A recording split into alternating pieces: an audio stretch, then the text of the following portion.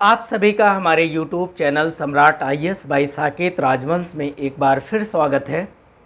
इस समय हम भूगोल में पुनर्जागरण की बात कर रहे हैं, पुनर्जागरण काल पर डिस्कस कर रहे हैं। और अपने पहले वीडियो में हमने आपको बताया था कि इस पुनर्जागरण काल के पीछे जो बहुत महत्वपूर्ण कहानी है वो किसकी है कि यूरोप में बहुत साहसिक यात्री आते हैं, जिनमें मार्को पोलो, क्रिस्टोफर कोलंबस, अमेरिकी Vespucci, Vasco da Gama, Magellan, captain cook जैसे यात्री हैं जो अपनी साहसिक यात्राओं के लिए दुनिया में जाने गए। और यह इतने उत्साह से भरे थे, निडर थे कि ये समुद्र के रास्ते निकल पड़ते थे और भिन्न भिन्न जगह पर जाकर के नए नए स्थानों को देखते थे, वहाँ के लोगों से मिलते थे, वहाँ के भौगोलिक और सामाजिक तथ्यों को समाकलित करते थे और उनका विश्लेषण करते थे। ये सब कारक कहीं न कहीं भूगोल में पुनर्जागरण काल के ज्ञान को जो फिर से आगे बढ़ा है उसके लिए आधारशिला का काम करते हैं। इसके बाद यूरोप में बहुत एक महत्वपूर्ण क्रांति होती है जिसे क्या कहते हैं, औद्योगिक क्रांति कहते हैं। और औद्योगिक क्रांति के बाद यूरोप में छपाई खाना यानी प्रिंटिंग प्रेस, छपाई कारखाना, ये 1470 ईस्वी में इसकी खोज हो चुकी थी। इसके साथ साथ गैलीलियो महोदय ने 1609 ईस्वी में टेलीस्कोप की खोज कर ली थी। कब? 1609 ईस्वी में गैलीलियो महोदय ने टेलीस्कोप की खोज की थी। इसके साथ साथ इस समय केपलर महोदय आते हैं और केपलर महोदय ने खगोल विज्ञान पर बहुत अधिक कार्य किया था। ये सब सामूहिक रूप से कारण मिल करके यूरोप में भूगोल को नई ऊंचाइयों तक पहुंचा देते हैं। इसीलिए इसे क्या कहा गया, यूरोप में पुनर्जागरण काल। हम आपको पहले बता चुके हैं कि इससे पहले 300 से 1200 एडी के मध्य 300 से 1200 एडी के मध्य भूगोल के ज्ञान में कोई विशेष प्रगति नहीं हुई थी। इस समय क्रिश्चियन और बाइबल इतना ज़्यादा प्रभावी हो चुके थे कि भूगोल का जो ज्ञान था वो लगातार नेगेटिव वे में, यानी बिल्कुल उस पर एक पर्दा पड़ चुका था। इसीलिए उस समय काल को यूरोप में अंध युग का समय काल कहा। लेकिन परिस्थितियां बदली और समय के साथ लगभग 1250 से 1700 ईस्वी के मध्य आते आते यूरोप में भूगोल फिर से उभर करके आया और इसे क्या कहा गया, यूरोप में पुनर्जागरण काल। इस पुनर्जागरण काल को अन्वेषण युग भी कहा जाता है। क्या कहा जाता है? अन्वेषण युग। इसे पुनरुत्थान काल भी कहा गया। पुनर्जागरण काल को अन्वेषण युग भी कहा गया, इसे पुनरुत्थान काल भी कहा गया और इस समय को फैक्ट फाइंडिंग एज भी कहा गया। क्या कहा गया? फैक्ट फाइंडिंग एज भी कहा गया। और इस पुनर्जागरण काल में यूरोप में कुछ बहुत महत्वपूर्ण विद्वान भी हुए हैं, जिनमें क्लूवेरियस, वेरेनियस और इमैनुअल कांट थे। इन्होंने भूगोल के ज्ञान को अत्यधिक ऊंचाइयों तक पहुंचा दिया। और इसी पुनर्जागरण काल में आज हम अपने इस वीडियो में क्या देखेंगे, क्लूवेरियस, वेरेनियस और इमैनुअल कांट का क्या योगदान है। तो सबसे पहले हम किसकी बात करेंगे? क्लूवेरियस महोदय की।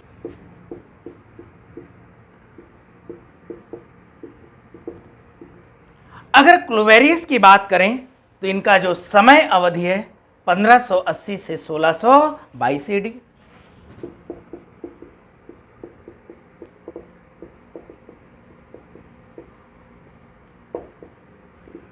क्लूवेरियस को 17वीं शताब्दी में जर्मन का अत्यधिक महत्वपूर्ण भूगोलवेत्ता माना जाता था। ठीक है। क्लूवेरियस महोदय ने एक बहुत महत्वपूर्ण किताब लिखी थी जिसका नाम था इंट्रोडक्शन टू यूनिवर्सल ज्योग्राफी।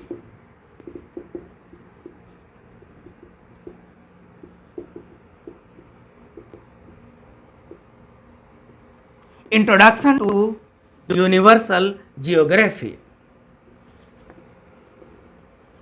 इस किताब में प्रादेशिक भूगोल का वर्णन था।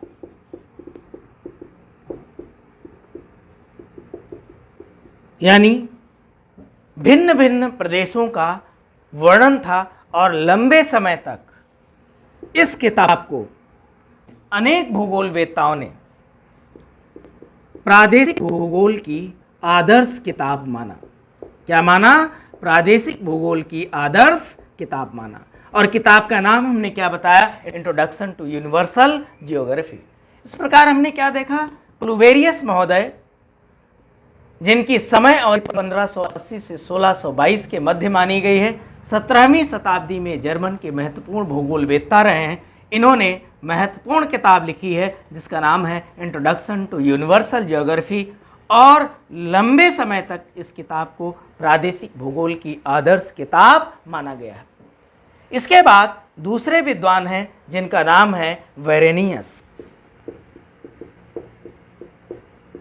अगर वेरेनियस महोदय के समय अवधि की बात करेंगे तो ये क्या है? 1622 से 1650 एडी के मध्य की है। इन्हें भी 17वीं शताब्दी में जर्मन का अत्यंत महत्वपूर्ण भूगोलवेत्ता माना गया। जर्मन का अत्यंत महत्वपूर्ण भूगोलवेत्ता माना गया है। किसे? वेरेनियस। इन्हें क्रमबद्ध भूगोल का जनक कहा जाता है। क्या कहा जाता है? क्रमबद्ध भूगोल का जनक कहा जाता है।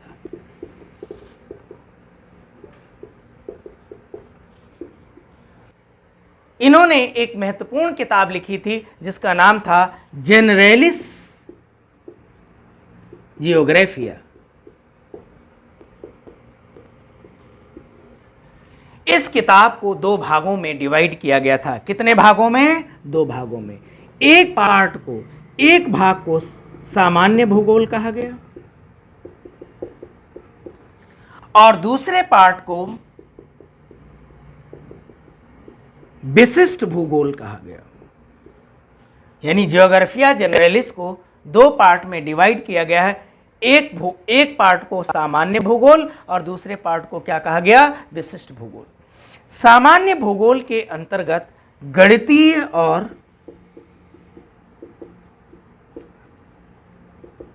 ब्रह्मांडीय भूगोल का वर्णन है। किसका वर्णन है? गणितीय एवं ब्रह्मांडीय भूगोल का। जबकि विशिष्ट भूगोल में भौतिक भूगोल और मानव भूगोल का वर्णन है। मैंने क्या बताया कि विशिष्ट भूगोल में भौतिक भूगोल और मानव भूगोल का वर्णन है। इन्होंने उस समय अत्यंत महत्वपूर्ण बात बताई थी। इन्होंने क्या कहा कि ये हमारी पृथ्वी है और सूर्य की सीधी किरणें विषुवत रेखा पर वर्ष भर पड़ती हैं। इसके बावजूद भी यहाँ का तापमान अधिक नहीं हो पाता, जबकि मध्य अक्षांशीय क्षेत्रों में, मरुस्थलीय क्षेत्रों में, मध्य अक्षांशीय क्षेत्रों में के मरुस्थलीय क्षेत्रों में अत्यधिक तापमान रिकॉर्ड किया जाता है। किसने बताया था? वेरेनियस महोदय ने। यह भी बात आपके एग्जाम के पॉइंट ऑफ व्यू से अत्यंत महत्वपूर्ण है। इसके बाद वेरेनियस ने क्या बताया कि यदि भूगोल का अध्ययन करना है तो निश्चित ही भूगोल के अध्ययन के लिए इसे 3 शाखाओं में विभाजित करना पड़ेगा। कितनी शाखाओं में? 3 शाखाओं में। पहली शाखा कहते हैं निरपेक्ष भूगोल, दूसरी शाखा को ये क्या कहते हैं? सापेक्षिक भूगोल, और तीसरी शाखा को ये क्या कहते हैं? तुलनात्मक भूगोल। इस प्रकार इन्होंने क्या बताया कि यदि भूगोल को समझना है तो निश्चित ही भूगोल को समझने के लिए उसे 3 पार्ट में समझना होगा, 3 पार्ट में विभाजित करके समझना होगा। पहला ये क्या कहते हैं? निरपेक्ष भूगोल, दूसरा ये क्या कहते हैं? सापेक्ष भूगोल, और तीसरा ये क्या बोलते हैं? तुलनात्मक भूगोल। फिर ये आगे क्या कहते हैं कि निरपेक्ष भूगोल में संपूर्ण पृथ्वी और उसकी आकृति का अध्ययन करना चाहिए। उसकी आकृति और आकार का अध्ययन करना चाहिए। किसमें? निरपेक्ष भूगोल में। सापेक्ष भूगोल के अंतर्गत क्या कहते हैं कि पृथ्वी के साथ साथ उसके ग्रहों का भी अध्ययन करना चाहिए। पृथ्वी के साथ साथ उसके ग्रहों का भी अध्ययन करना चाहिए। तुलनात्मक भूगोल के अंतर्गत क्या कहते हैं कि पृथ्वी के सामान्य धरातल का वर्णन करना चाहिए। क्या है? पृथ्वी के सामान्य धरातल का वर्णन करना चाहिए। इसके अलावा नौ संचलन सिद्धांतों का भी वर्णन करना चाहिए। तुलनात्मक भूगोल में नौ संचलन संबंधी सिद्धांतों का अध्ययन करना चाहिए। इस प्रकार ये क्या है, भूगोल को तीन पार्ट में डिवाइड करके देखते हैं। निरपेक्ष भूगोल, सापेक्ष भूगोल और तुलनात्मक भूगोल। निरपेक्ष भूगोल में संपूर्ण पृथ्वी एवं उसकी आकृति तथा आकार एवं सापेक्षिक भूगोल में पृथ्वी के साथ साथ ग्रहों के अध्ययन और तुलनात्मक भूगोल में पृथ्वी के सामान्य धरातल के वर्णन के साथ साथ जो नौ संचालन संबंधी सिद्धांत हैं उन पर विचार करना चाहिए या उनका अध्ययन करना चाहिए। इसके बाद अगला विद्वान आता है इमैनुअल कांट।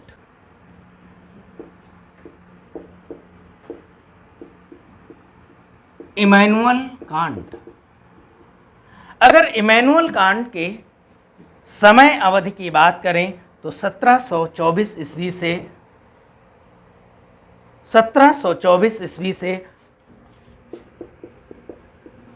1804 ईस्वी के मध्य का समय है। इमैनुअल कांट भौतिक भूगोल में भौतिक भूगोल के अध्ययन पर अत्यधिक जोर देते थे। ठीक है, इन्होंने क्या कहा कि जब भी कभी भौतिक भूगोल का विभाजन करिए तो उसके पीछे जो आधार होना चाहिए वो आधार क्या होना चाहिए? भौतिक भूगोल का आधार होना चाहिए। किसने कहा? इमैनुअल कांट ने। इमैनुअल कांट ने भूगोल की कुछ शाखाओं का भी जिक्र किया है। इसका जिक्र किया है भूगोल की शाखाओं का। और इन भूगोल की शाखाओं में अगर बात करें तो सबसे पहली शाखा का जिक्र करते हुए क्या कहते हैं? गणितीय भूगोल। गणितीय भूगोल के बाद क्या कहते हैं? नैतिक भूगोल।